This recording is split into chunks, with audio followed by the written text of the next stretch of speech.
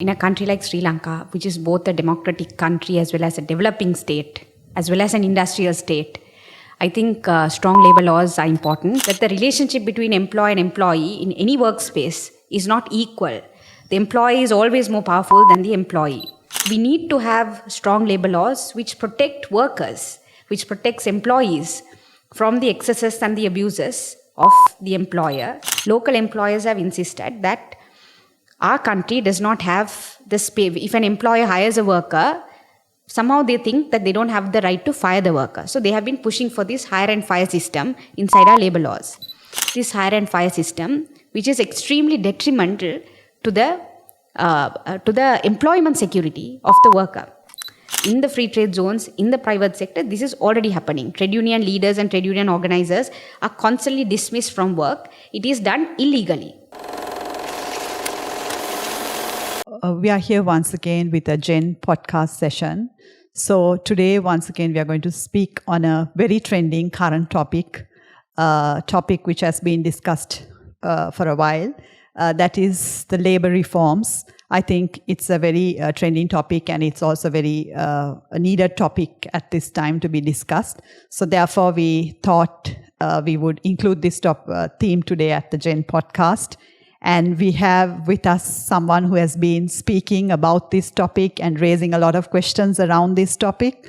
So it's none other than friend, lawyer, an activist, and also she's a trade union president. She's the president of the CIWU trade union and also the United Federation Labour. Swasthika Arulingam. I think most of you know who she is. So she's someone who has been speaking a lot on this topic. So we are here to speak to her and also to get some inside information and to know more about what's actually going on and what really labor law reforms are and why is it needed and what's going on behind this whole reforms that's currently taking place. So once again, welcome Swasthika, and thank you for joining us today. So just before we go deep into the topic, just wanted to ask you, do you think in a democratic country whether strong labor laws are important or is it really needed? What is your take on this? So in a country like Sri Lanka, which is both a democratic country as well as a developing state, as well as an industrial state, I think strong labor laws are important. And this is not only in Sri Lanka, but across the world. When a country wants to develop and wants to become industrialized, the state gets involved and the state ensures that workers have protection inside a workspace. And the reason for that is, and this is the reason why we have labor laws to begin with, the reason for that is that there is a understanding that the relationship between employer and employee in any workspace is not equal. The employee is always more powerful than the employee. So therefore, the state has to get involved in order to balance the inequality. And that is why labor laws come in the first place. So we need to have strong labor laws which protect workers, which protects employees from the excesses and the abuses of the employer. Because not only in Sri Lanka, but across the world, that is the ideology behind which any labor law operates and functions, and states make labor laws based on this fundamental understanding that the employer and employee are not equal. Okay.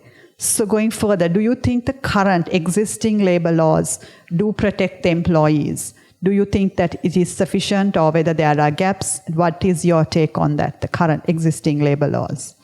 The existing labor laws in Sri Lanka, many provisions of the labor law was fought and won by not only workers in Sri Lanka, but across the world. For instance, we have a mandated 8-hour work day.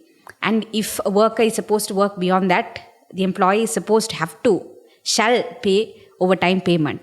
This is not something which came easily or fell into the lap of the employee. This is something which is hard fought and won by workers across the world. So our labor laws to a large extent, I would say, protects the basic rights of employees. I won't say it's the best labor laws which we can find across the world, but to some extent it protects the right of employees. For instance, work hours, working days, holidays, overtime pay, protection for women, these exist in our labor laws. But of course, there are things which need to be improved. For instance, we don't have workplace harassment law in Sri Lanka. So if you get harassed at workplace, the police would treat it as a criminal offense as opposed to a labor offense. So it takes a very long time to, in fact, go to police, prosecute, actually find someone guilty and so on. So most often than not, these things don't even get reported. So workplace harassment laws. We don't have occupational safety laws in Sri Lanka. And there is a draft which is pending. For the last 7-8 years, there's a draft which is pending in the Attorney General's department with regards to occupational safety. Even that has not been passed. So there are few laws like this which needs to be already added to the existing labor laws in order to make the framework much more protective and much more secure for employees. Okay, so now there is so much talk going on around that there is a need for labor law reforms. So do you think at a crisis, at a time like this, and also you brought up certain occupational laws like also harassment, we don't have laws, we don't have laws to protect workers. So in this case, do you think currently with all these reforms, the need for reforms is important? So do you think with this whole crisis and what's going on, that the reforms that are proposed, do you think it is sufficient, and do you agree that these reforms need to be done? What is your intake on the proposed labor reforms? So there are several parts to your question. Firstly, whether the question is at this time of crisis, when over 1 million jobs have been lost, unemployment is an issue, whether labor law reforms is the most important thing which we need to focus on. That is a question in itself. So I would say despite all of these flaws which exist in our labor laws, right now at this point in our country, we have much more urgent things to focus on, because law reform process is not something which you rush through during a crisis. You have to reflect on it. You need to get feedback. You need to talk to experts. You need to talk to workers, so many things. So it takes a lot of resources and energy and time. So in this time of crisis, I don't think pushing through labor law reforms, any kind of labor law reforms, is a good idea.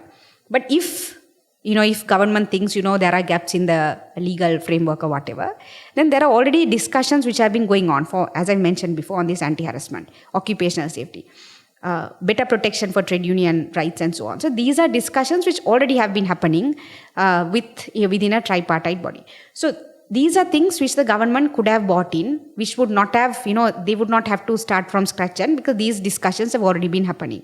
So those reforms, I think, can be bought because there's already been a discussion on this.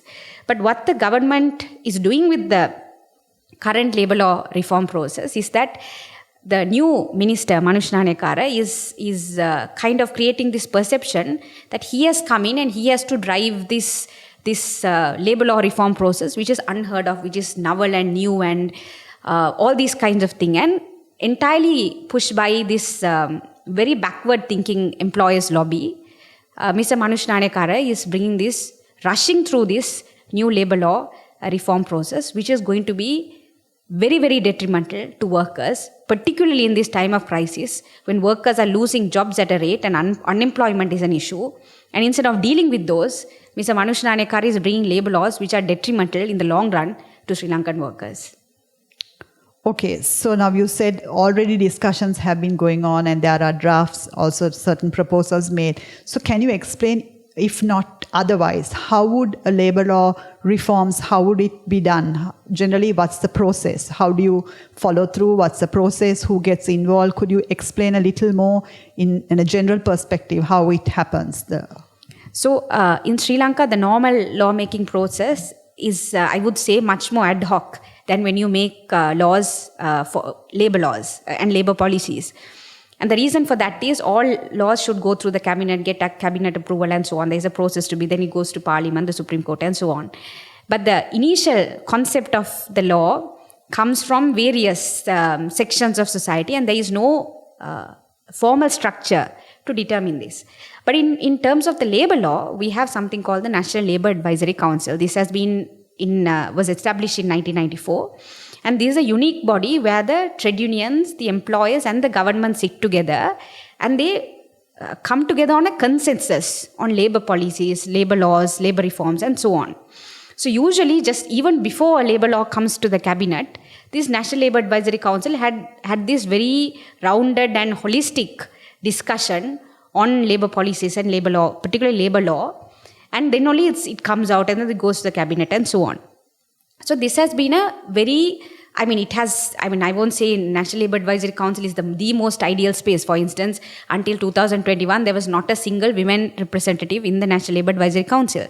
So it's not the most ideal space, but at least to some extent, this tripartism between the employee and the government, which is also internationally recognized. Tripartism is an ILO recognized principle.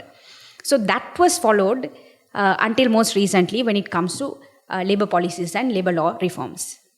Okay, so then now with this whole proposal that has been brought by Mr. Manusha Nanayakkara, did it come through the National Labour Advisory Council or was it bypassed? How did that happen? Or was it like, was there any consultation with the NLAC? So, Mr. Manusha Nanayakkara did not consult the NLAC before he even started this labor law reform process. In fact, he had a strange idea in his head that our labor laws are not investor friendly and they were too rigid. And these are the kind of perceptions which are floated in society by, for instance, employee lobbies. And Mr. Manusha Nanayakkara was simply repeating that. So he initiated this labor law reform process through a public consultation process, which was a really strange way of discussing a law. Because the public does not everyone in the public is entirely invested in, for instance, the labor laws in this country. So to open labor law reforms to the public when you have an established National Labour Advisory Council consisting of stakeholders who are invested and interested in this labor law to begin with was a very strange process. Thereafter what happened was, because the unions insisted and pressured the government that you need to convene the National Labour Advisory Council in order to bring these labor law reforms, Mr. Manusha Nanayakkara did the second strange thing.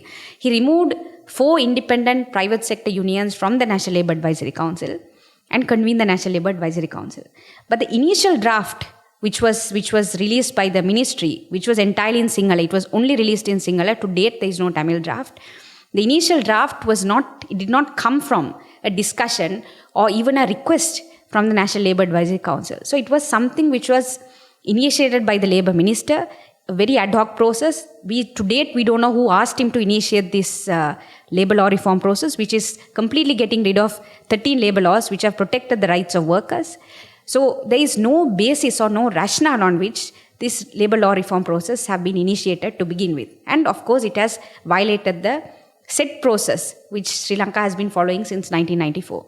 Okay, can you give some examples of what it has really violated, or the 13 laws you said that has been redundant in this new proposal?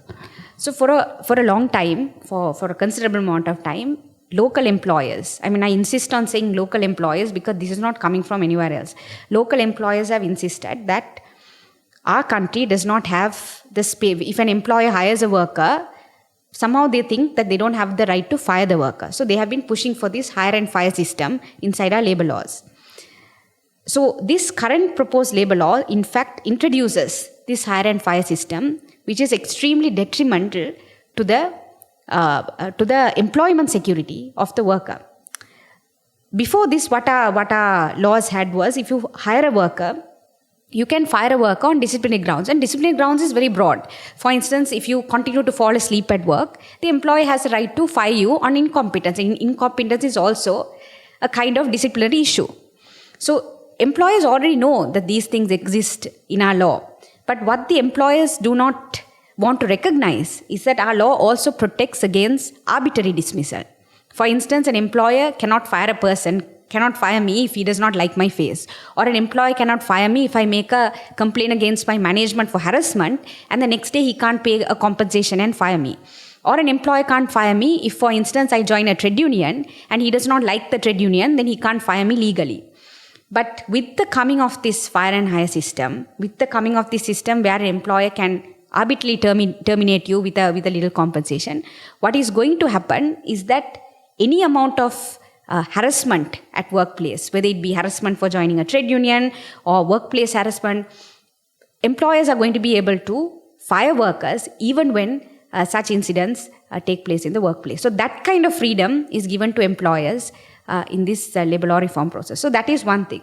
The second thing is as I mentioned before, internationally, there is a work day, which is an 8-hour work day.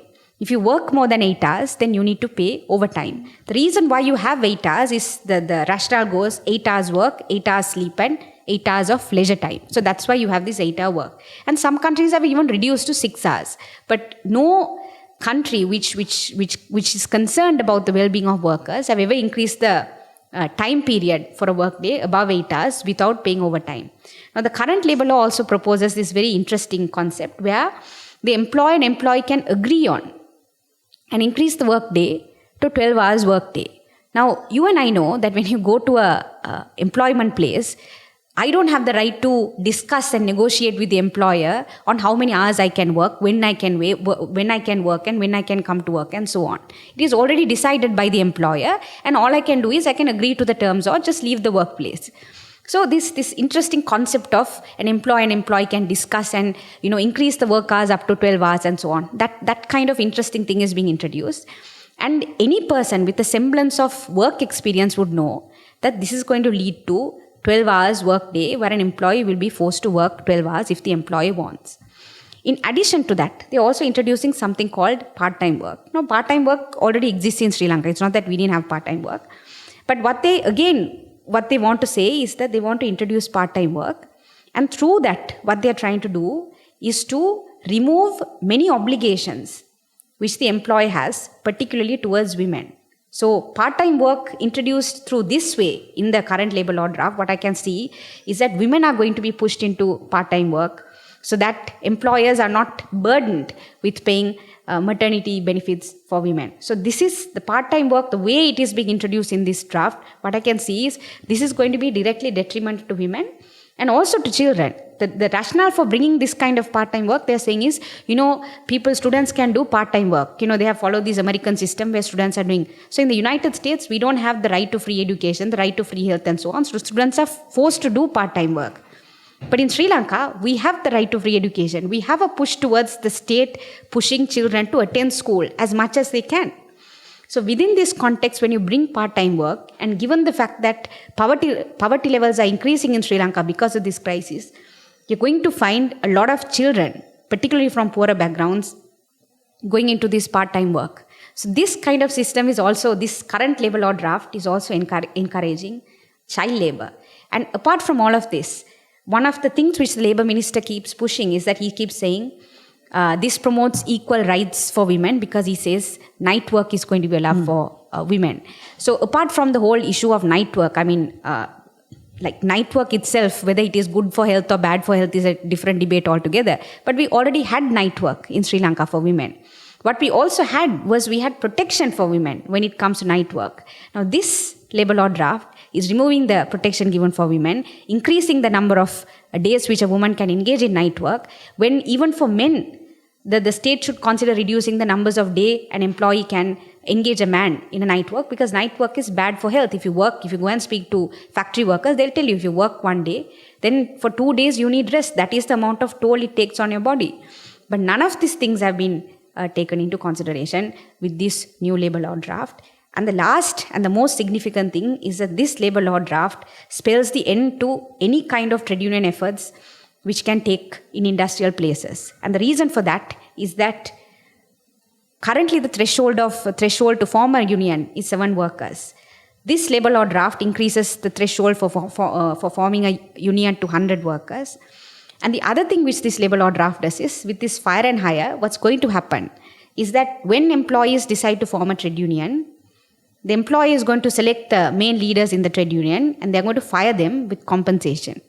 Currently, in the free trade zones, in the private sector, this is already happening. Trade union leaders and trade union organizers are constantly dismissed from work. It is done illegally. But with this labor law draft, what is going to happen is what employers have been practicing illegally when it comes to trade union rights.